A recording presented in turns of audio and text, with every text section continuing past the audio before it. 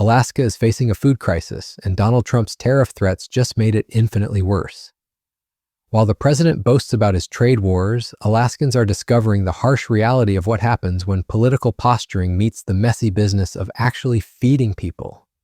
We have trillions of dollars coming into our country. If we didn't have tariffs, we would be a very poor nation, and we would be taken advantage of by every other nation in the world, friend and foe. We're not going to let that happen. And we have a very, very big case in the Supreme Court. Our country has a chance to be unbelievably rich again, but it can also be unbelievably poor again.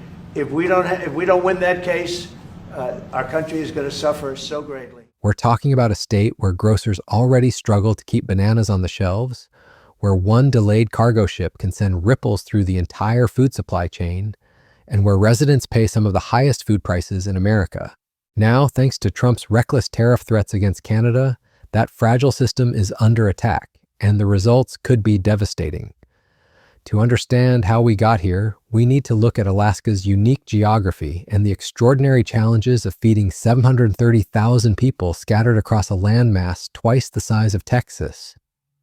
Alaska imports roughly 95% of its purchased food, creating what experts call one of the most vulnerable food supply chains in America. Unlike the lower 48, where private companies can rely on established road networks to move goods, Alaska's food system depends on a complex web of public infrastructure spanning ocean, land, and air.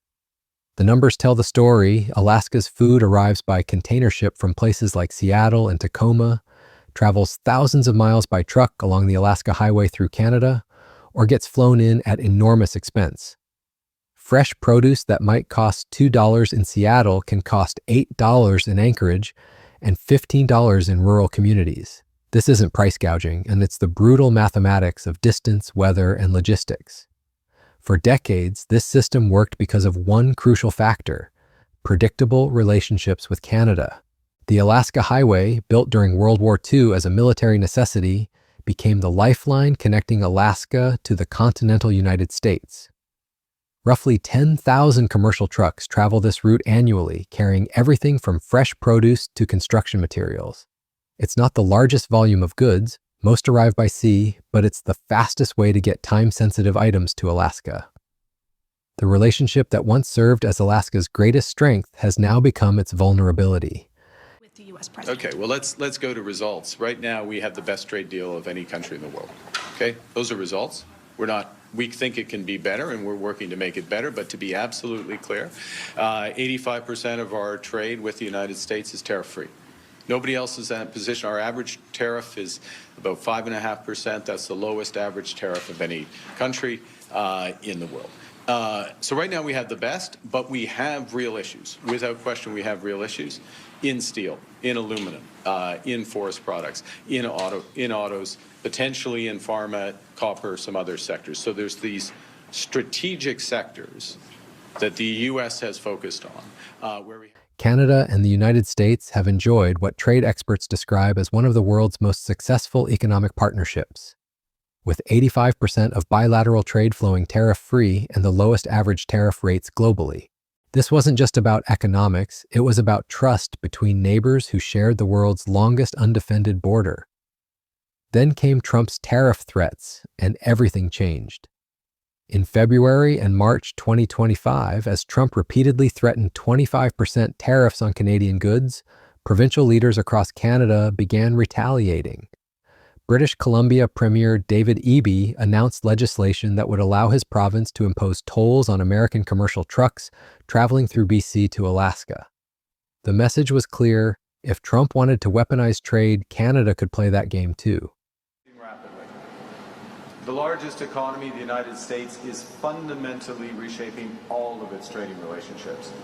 And we're moving from an age that lasted decades, an age when free trade was a motor of global economic growth, to a new age, an age of economic nationalism and mercantilism.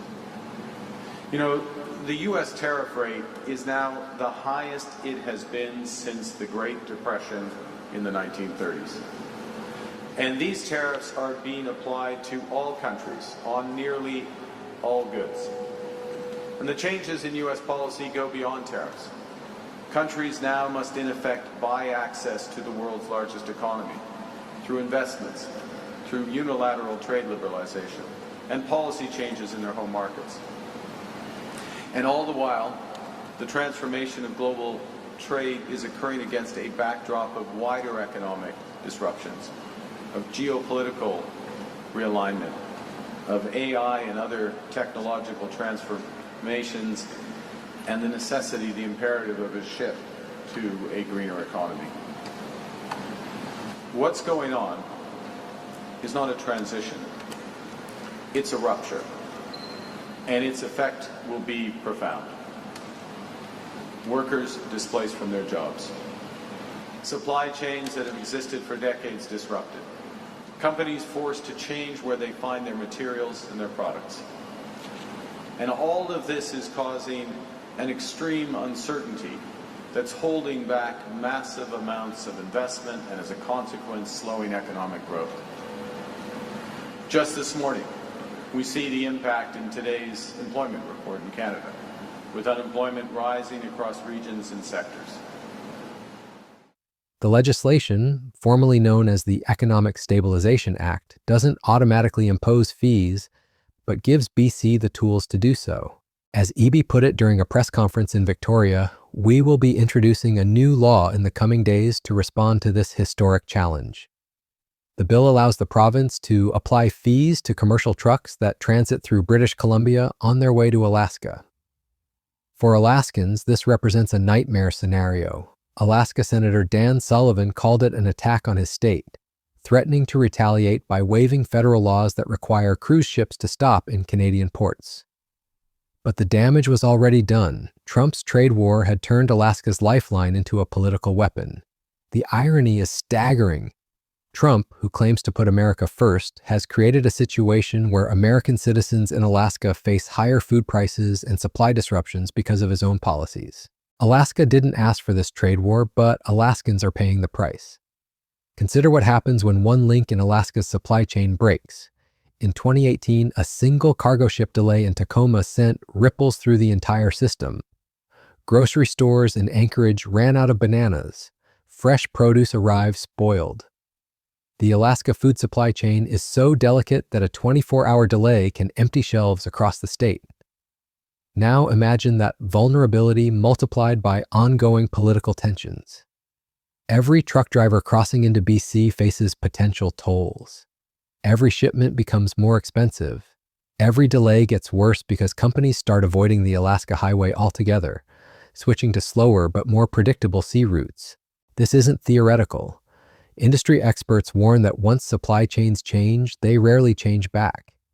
Transport companies that switch to sea and air delivery methods during a toll period may never return to trucking even after the tolls are lifted. Alaska could permanently lose one of its 3 main supply routes because of Trump's political grandstanding. The human cost is enormous. Alaska already has some of the highest rates of food insecurity in America, with 1 in 8 Alaskans struggling with hunger. In rural and native communities, that number is even higher. These are the people who suffer when political leaders treat food supply chains as bargaining chips. Take Fort Nelson, a small community in northern BC that depends on Alaska highway traffic for economic survival. Mayor Rob Fraser warns that tolls could be the last nail in the coffin for his already struggling town. Every single foreign dollar that comes in here is important to us, Fraser said. Every flat tire, every sandwich, every cup of coffee. This is the reality of Trump's trade wars. Real communities, real people, real consequences.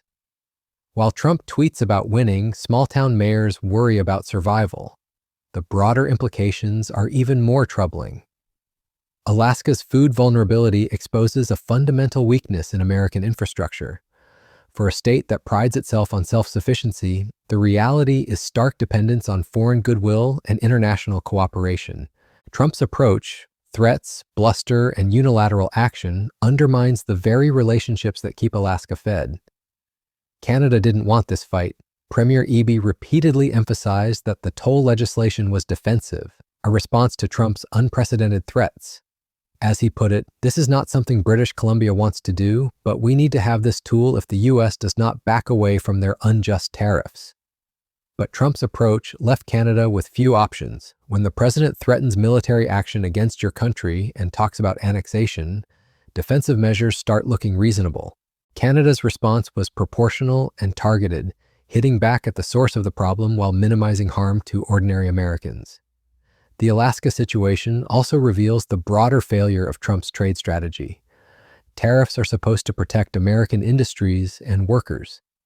Instead, Trump's tariffs on Canada threaten to make life more expensive for Americans in Alaska while accomplishing nothing positive for American producers.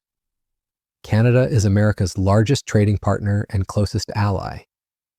The two countries share the world's longest undefended border and have been economic partners for generations. Trump's decision to treat Canada as an adversary reflects a fundamental misunderstanding of how modern economies work. Trade isn't warfare, it's cooperation. When both countries benefit from trade, both countries prosper. When politicians turn trade into a weapon, everybody loses, especially the people caught in the middle, like Alaskans who just want affordable groceries. The Alaska highway toll threat also exposes the limits of American power. For all of Trump's bluster about making America great again, he can't force Canada to keep its borders open to American trucks. He can't prevent BC from imposing tolls. He can't control the consequences of his own actions. What Trump can do is recognize that his tariff threats are backfiring spectacularly. Every day he maintains these threats, he gives Canada more reason to retaliate. Every escalation makes the situation worse for American consumers, especially in vulnerable areas like Alaska. The solution is obvious: drop the tariff threats, restore normal trade relations, and stop treating America's closest ally like an enemy. But that would require Trump to admit he made a mistake, something his ego apparently won't allow. Meanwhile, Alaskans are left to deal with the consequences of Trump's failed trade strategy. Grocery store managers scramble to maintain inventory. Trucking companies reroute shipments. Families face higher food costs because their president decided to pick a fight with Canada. This is the real cost of Trump's approach to international relations, not just diplomatic embarrassment, but real harm to real Americans. Alaska's food crisis is a preview of what happens when Trump's impulses meet the complex realities of modern supply chains. The irony is that Alaska should be Trump country. It's a red state full of the kind of independent-minded Americans who supposedly support Trump's vision. But Trump's policies are making life harder for these very people, exposing the gap between his rhetoric and his results. As this crisis continues, one thing becomes clear: Trump's tariff threats aren't making America great again. They're making America more isolated, more vulnerable, and more dependent on the goodwill of neighbors he's actively alienating. For Alaska, the lesson is harsh but clear. When you depend on international cooperation for basic necessities like food, you can't afford a president who treats diplomacy as reality television. The consequences are too real and the stakes are too high. Canada held up a mirror to Trump's trade policies, and the reflection wasn't pretty. Alaska's food crisis is the result, a direct consequence of putting political theater ahead of practical governance. Until Trump learns that lesson, Alaskans will continue paying the price for his failures.